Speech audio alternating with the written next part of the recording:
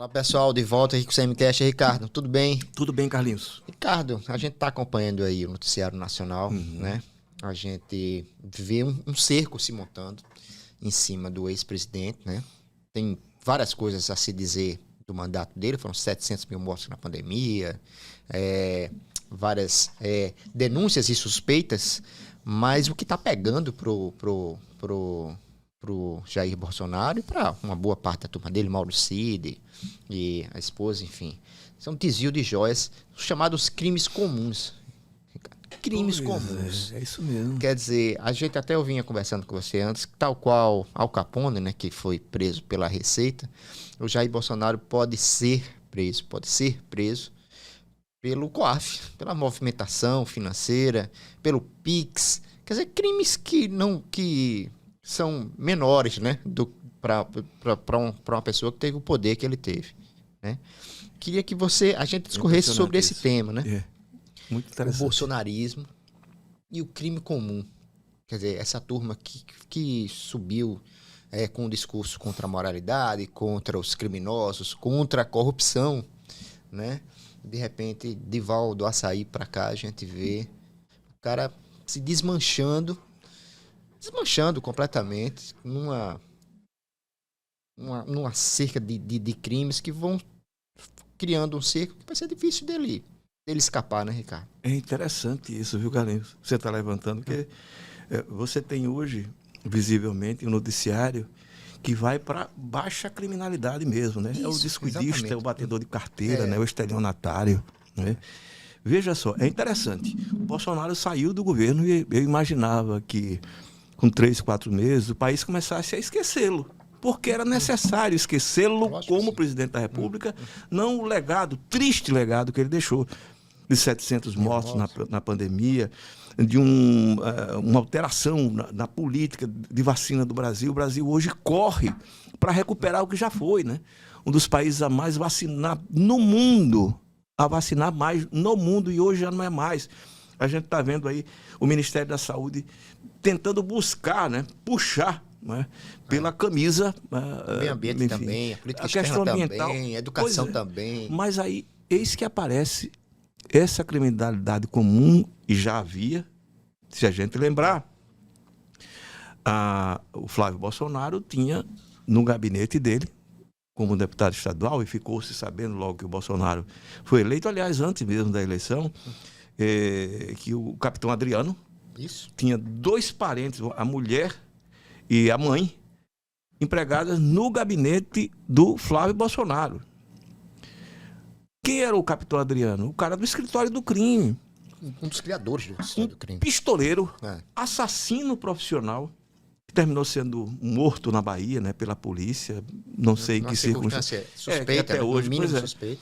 A gente sabia desse tipo de envolvimento, né? E aí aparece agora, você tem falsificação de um atestado de vacina, a venda das joias para um coronel do Exército, com a participação do pai, um general do Exército, ou seja, ele manchando a farda do Exército, porque esses caras estavam ali com a autoridade de serem oficiais do Exército. E o Exército já saiu muito mal, gente, da ditadura militar. A gente há de lembrar que, depois da eleição do Sarney, ainda num período que o Sarney da presidência, ele foi perdendo relevância. O Exército, as Forças Armadas, eu digo Exército principalmente porque é a maior delas todas, e foi caindo no esquecimento como elemento político, como ator político, o Exército. Vou voltar aqui ao Milor Fernandes, que falamos na semana passada, né? Quando é que os militares vão aprender que civilização é de civil? Né? Mas assim, eis que entram esses personagens que são bandidinhos comuns. Tem um que é envolvido em pistolagem, né, que participou da falsificação do atestado de vacina. O outro vai vender as joias do Bolsonaro, né, para os Estados Unidos. Não sei se você viu essa semana, tem um pagamento de o dono de uma barraca de camelô em Goiânia, que fez um Pix para o Cid de R$20.000. Mas como é? Não sei não. Alguém me pediu, não me lembro quem foi. Peraí, R$20.000 você fazer uma movimentação. Gente, Ou seja, tem lavagem de dinheiro ali. Já tínhamos tráfico de cocaína no avião presidencial. Pois é, e também por um oficial, né, das Forças Armadas. É muito grave. Ou seja, o tipo de gente... Esse hacker, você receber aquilo no palácio, que aquele cara já era criminoso desde sempre. Que absurdo, gente. Ele era criminoso, o Walter, né? Walter Delgatti, né? O cara tem condenação, era um ladrão. Ele entrava nas contas de banco de algumas pessoas para roubar. Ou seja, um criminoso comum, ladrão, assaltante. E você recebe o cara no palácio, não, vamos fazer aqui um processo para ver se as urnas são confiáveis. Espera aí, você vai procurar um bandido, e a expressão é essa, um criminoso, bandido, para saber se há crime ali Tá bom que os caras acham que... Como é o nome o Tommaso Busqueta, né? É o Busqueta que vai detonar a máfia? Não é, gente. Esse tipo de gente, Bolsonaro trouxe o proscênio na presidência da República. Vai aparecendo, eu confesso que a cada dia me assusta. Vou dizer aqui o que já conversamos sobre isso. Eu não acho que já tem coisa suficiente para prender o Bolsonaro. Não acho que é o caso. Tem que ter um processo. Não é? Eu acho que já se cometeu um erro gravíssimo. Não estou comparando Lula com o Bolsonaro, mas quando o Lula apareceu como réu ali, todo mundo aprende, pega, mata e come. E não era assim. O Bolsonaro, evidentemente, há de ter responsabilidade por isso. E essa responsabilidade tem que ficar explícita e comprovada para que ele seja, se for o caso, condenado. Agora, o que é assustador é esse nível de criminalidade que a gente viu ali rondando ou dentro do Palácio do Planalto. Algo assustador. Eu acho que não tem. O Getúlio Vargas, quando ele se suicida, né, em 1954, né, depois da presidência da República, ele tem uma história ali interessante, né? Quando ele fica sabendo que o irmão e o braço direito dele, né, estavam envolvidos no atentado da Rua Toneleiro, né? Ele diz, contra Carlos Lacerda, ele diz que morreu o Major Vaz, da Aeronáutica. Agora, né? O braço direito dele. Ele diz: estou sobre um rio de lama. Eu estou sobre um rio de lama. Ali no Planalto, na era Bolsonaro, não, o rio não era um oceano. Era um oceano de lama. Da lama mais pútrida que já se viu na República. Não se está falando mais de crime político, de negacionismo, que é grave, não é que seja menos grave, é crime do mesmo jeito. Mas foi muito além. Crimes contra a democracia, tudo bem, acho que está dentro do espectro ainda, se a gente considerar político. Agora não. É descuidista, é assaltante, é estelionatário, falsificador, e aí? Mas isso... E essa turma ainda acredita Mas isso é surpreendente. Você lembra da Val do Açaí, né? Val do Açaí já era, pois é. A Val do Açaí. As ex-esposas, né? Mas vamos lá, vamos colocar a rachadinha. Você vai colocar aqui na rachadinha, o Paulo Dantas é acusado pela rachadinha, né? Aqui da Assembleia, né? Enfim, ele, o Arthur Lira foi acusado pelas rachadinhas. Então, você tem no histórico político, particularmente no parlamento, a rachadinha. Mas não está falando mais de rachadinha de funcionário fantasma, né, como o Val do Açaí, não. A gente está falando, repito, de criminalidade comum. Eu fico me perguntando se a gente vai chegar, e eu estou colocando apenas aqui para que pensemos sobre isso, algum homicídio que tenha acontecido durante esse período, ou antes, que tenha envolvimento dessa turma. Mas parece que se a Polícia Federal chegar ali naquele condomínio lá do Rio das Ostras, muita gente vai se assustar ali, né? Porque assim, são muitas histórias que se interligam. A gente tem que ter toda a cautela e todo o cuidado antes de falar e cometer alguma acusação. Mas você tem o filho de um assassino, confesso, preso, namorando com o filho do presidente. É muita coisa. Morar no mesmo condomínio, são vizinhos. O número 4, né, o chamado número 4, Jair Bolsonaro, namorou com a filha... Jair Renan. Jair Renan. Namorou com a filha do cara que está preso por ter assassinado a Marielle. Quer dizer, E você ter o Relações sociais, né? No mundo do crime, né? O líder o Adriano. O Adriano não é um bandido comum, gente. O Adriano criou o escritório do crime. Tem literatura vasta sobre isso, falando sobre como ele criou. Né? Milícia. Esse cara foi condecorado pelo Flávio Bolsonaro.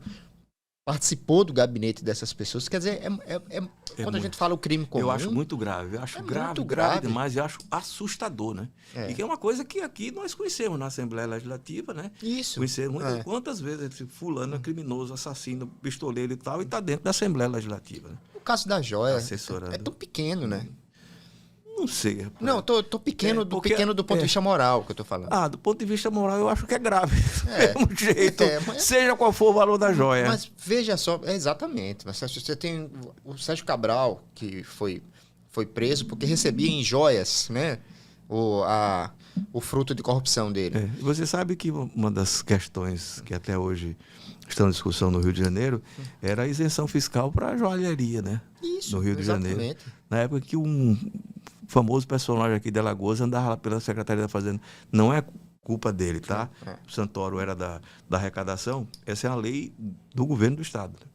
Mas foi isentada, né? Joalheria. Ele tirou benefício fiscal para joalheria, é brincadeira, né? É porque o discurso era antítese disso. O discurso era contra a corrupção. O discurso era contra a favor da moralidade. E aí você fez uma pergunta que eu queria que você, pelo menos, começasse a responder. Você fez a pergunta aqui. Eu não sei se os apoiadores ainda... É isso, você fez a pergunta. Eu queria que você discorresse. Houve um momento de silêncio profundo, né? Mas aqui e ali já começa... Até onde eu sei, eu não tenho rede social, tá, gente? Mas me chega. Aqui e ali começa a dizer que tudo isso é uma invenção. Então, você acredita se você quiser. E, nesse caso, é uma estupidez seletiva, né? Eu sou extremamente vivo ou vivaz para identificar a criminalidade do outro, mas quando é alguém do meu grupo, da minha turma, vou citar o Milo de novo, eu estou lembrando que eu tenho algumas frases dele, semana passada fui reler a Bíblia do Caos, eu gosto de fazer isso de quando em vez, e na semana passada em particular, que ele diz assim, é tarado, é ladrão, é estuprador, mas é do nosso lado. É isso. Então, está mais ou menos resolvida essa história. A fanatização. Alguém a essa altura dizer que o Bolsonaro é esse poço de inocência, paciência, não dá para entender nem a pessoa que faz esse tipo de observação como inocente. Isso é estupidez, isso é teimosia. Ou então tem um nível de identidade ali, né? O lado sombrio da alma dessa pessoa, né? Se identifica com o lado sombrio da alma do Bolsonaro. Deixa eu contar uma historinha aqui. Eu me lembrei agora, um amigo que foi para uma festa de reencontro de ex-colegas, ele aposentado, ex-colegas também, e era a viagem de um deles que ia morar fora do estado de Alagoas, ou fora do país, e ele foi. Esse amigo, Ricardo, na determinada hora, ela disse, como é que esse cara, rapaz, eu tomei a vacina e infartei. Aí ele disse, você tomou a vacina? Foi. Aí, eu tomei aquela vacina. Aí o resultado, tive um infarto. Ele disse, sua pressão? Não, a pressão sempre foi alta. Você fez o tratamento? Não, era relapso com o tratamento. E o problema foi a vacina. Aí fica difícil, né? Fica difícil. Deixa eu fazer uma última provocação ainda. Lá à esquerda você tem uma frase, né, que é da militância, que é ninguém solta a mão de ninguém. Uhum. À direita, e é um exercício de futurologia, naturalmente. Essa frase, ninguém solta a mão de ninguém, vai funcionar com o Bolsonaro? Eu acho que ela não funciona para ninguém, né? nem a direita, nem a esquerda. É muito a história da moral espartana. Olha, estou com você, você pode roubar, você pode... Né? Era a educação de Esparta, né? Você pode fazer...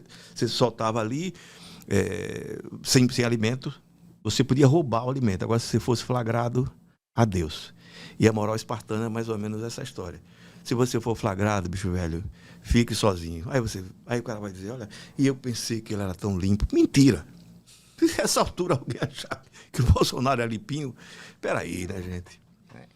Pronto, eu vou fazer uma ponte aqui para minha dica cultural, que é sobre um filme de jurados e sentença. Olhe bem.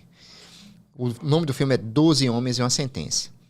São 2 filmes, na verdade. Você tem o original, de 57, do Sidney Lumet. Foi Oscar de melhor filme e Oscar de melhor direção. O primeiro diretor negro a receber um Oscar, Sidney Lumet, foi com 12 Homens e uma Sentença. Nesse filme tem o Henry Ford. Henry Ford ou Henry Fonda? Acho que é o Fonda, não? Não, Henry Ford, né? Eu vou... Pode ser. Tudo bem, eu estou confundindo aqui as coisas. Eu acho que o ator é o Henry Ford. Eu vou confirmar aqui pra gente... Porque foi diretor. Não, pode ser. Sidney Lumet, melhor filme, é Henry Ford. Pronto. Henry Ford. É bom esse debate aqui, porque ele foi lá e certificou-se. Produção do Henry Fonda e tal. Grande filme. Henry Fonda. Henry Fonda, você tá certo. É o ator. Henry Fonda. Ator e produtor. Idade. O cara mais velho, o resultado. Henry Fonda. A memória começa a falhar, né? E tem um mais novo, de 97, ó, não é tão mais novo. Pra mim é o mais novo. Que é com o Jack Lemmon, que é uma refilmagem, naturalmente. 12 Homens e uma Sentença, mesmo título. Os 2 estão no Prime. Tanto o original, de 57, preto e branco, quanto o mais novo. Os 2 são excelentes. Muito bons. O que é...